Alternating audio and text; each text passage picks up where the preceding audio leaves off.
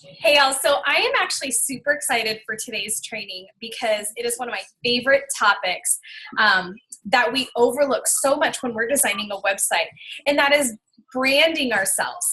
Now, I think that we go through branding a lot as coaches, and that's really great. And this is a chance to go a little bit deeper. So I'm going to challenge you to really look at that, okay?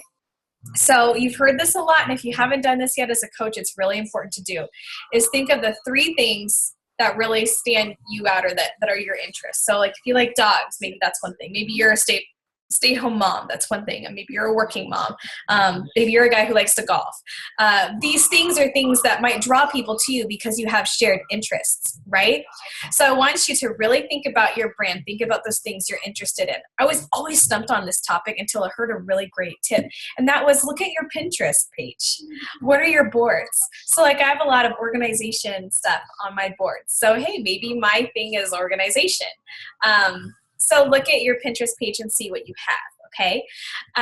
And then this is the fun part, is I want you to think about how you want to brand yourself. Don't freak out about this part, okay? This is a fun part, all right? You could do it on a piece of paper, you know, like almost like how you do, it's my kid's homework, great, it's not a blank side, but almost like how you do a vision board. So use a blank piece of paper, cut out photos from magazines that inspire you and things like that. So let me show you the one that I worked on recently. So I personally used PicMonkey, and I can give you, I can copy and paste a link to a tutorial on how to use PicMonkey that's really useful. But basically it's an online photo editing tool. And I use this a lot with my website, so I think it's worth fiddling around and having fun with it. But remember, having fun is the key word, okay? But what I did was I created this vision of what I wanted my site to look like. I found images on Pinterest that really inspired me. Now, let me pause for a second, because a lot of people think that a vision board or a branding board is what the actual website looks like. So if you go to fitbabysteps.com, this is not what my website looks like. This is just me brainstorming the look and feel of my site, the color scheme, the kinds of images and things like that. So I found some images on Pinterest that I really like. So for me, I found that I really like this gray wood backdrop. And so for many of my images, I want that gray wood backdrop. I like the contrast of the cake and the background here, and I thought, oh, that would be a really easy way to get that backdrop by doing something like that. Just images that inspired me.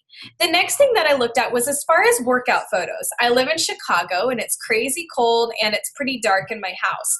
So to get these bright, vibrant, high-quality workout photos that I might want, that's not going to be totally possible. So I opted for more of these black and white photos, which come out better. So for my workout photos and moments with my kids, I want to have those to be black and white. I kind of played around and had some fun creating a logo for myself. Now this is my passion.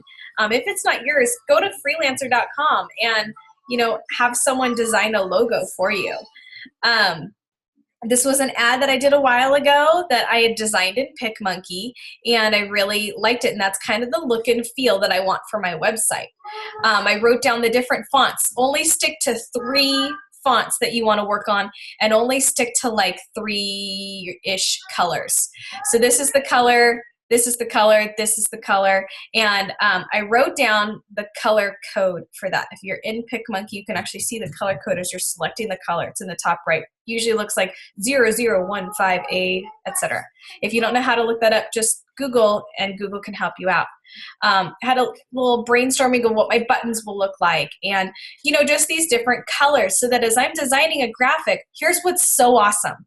This one task that took me maybe 1 to 2 hours to do, this one task has saved me so much time already this week, because when I go to design a logo or like an image, it's in the green bag, sorry.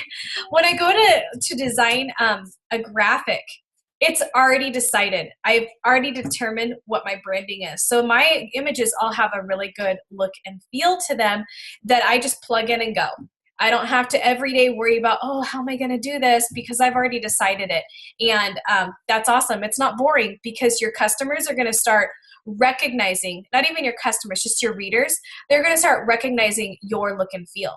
So as you post these things to Instagram, you're branding yourself. Okay, I wanted to give you a quick example that nothing's perfect right away. For example, in the beginning, I had this plum color that I really liked, but I found that it was way too cluttered.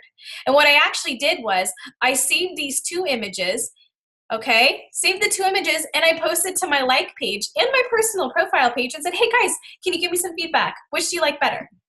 That's an instant way to get a little bit of activity from people, get their input so that you know you got a design for them. Helps your traction because your people love giving their opinions on things. And it's starting to get them really excited about you rebranding your website or you starting your website. So it gets that in their heads without you being like, hey, I'm doing a website, come check it out. It's like, hey, I'm working on branding my website. What's your input? And then after all is said and done, you can say, hey guys, want to go check out my site? Thank you so much for your feedback. You should go see what I decided on, right? But again, this is just fiddling around and coming up with how you want to brand things. So really fast, let me show you. Okay, bring me the, oh, sorry. I'm multitasking. Quick video frame. All right, so here's one of the ways you can do it is you go to PicMonkey.com, click design, and click on 8x10. Now by this point, you might have saved images on your computer that you found on Pinterest to be inspiring. Again, you don't need to worry about copyright issues or anything because this is just for you. Then, you know, click on whatever images that you might want. So maybe I like this dark wood background, so I'm putting it on here as kind of an inspiration, right? Maybe I'll add, I'm just throwing a photo on here. I don't even know what this is of, so let's hope it's something totally not lame. All right, it's just a photo of me. So maybe I want my photo on it. And I should have said, I'm clicking on this little butterfly that's an overlay, and that's where you can choose to add an image on top. Then I click on geometric, and I just use these little squares, and I resize it to pick my colors. And you go over here to color, and you can select different colors that you want. Now remember how I said if you select a color, it'll tell you your number? See how the number's right there? So save that, right, and keep that number. I recommend that you try to not keep your site cluttered. Try to keep it really simple and easy on the eyes for people. So this is why, as you guys know, I work in usability theory a lot. And one of the big things that usability specialists say is to always test things on users. Okay, so you always want to have a couple people look at it and give you their feedback.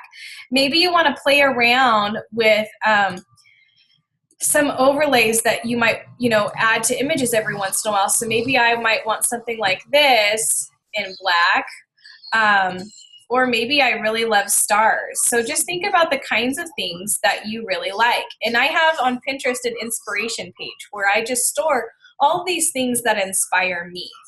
As far as fonts, you can go over to the font page and you can pick different fonts that you like and kind of narrow it down to 2 or 3. So again, super simple task, I promise. It might take a little bit of time because you're tweaking things, but look at it like art, having fun with it all. And look at it like this, even if it is taking you a lot of time, it'll save you time later. When you're done, you just click save it to your computer, and then send it to your friends and ask for their feedback. So, and the other thing I wanted to say was this is also when you might add your branding, like bicycling photos or whatever. Think about those things that stand you apart.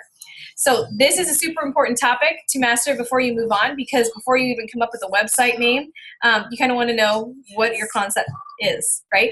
So if you have any questions, let me know. All right, good luck, everyone.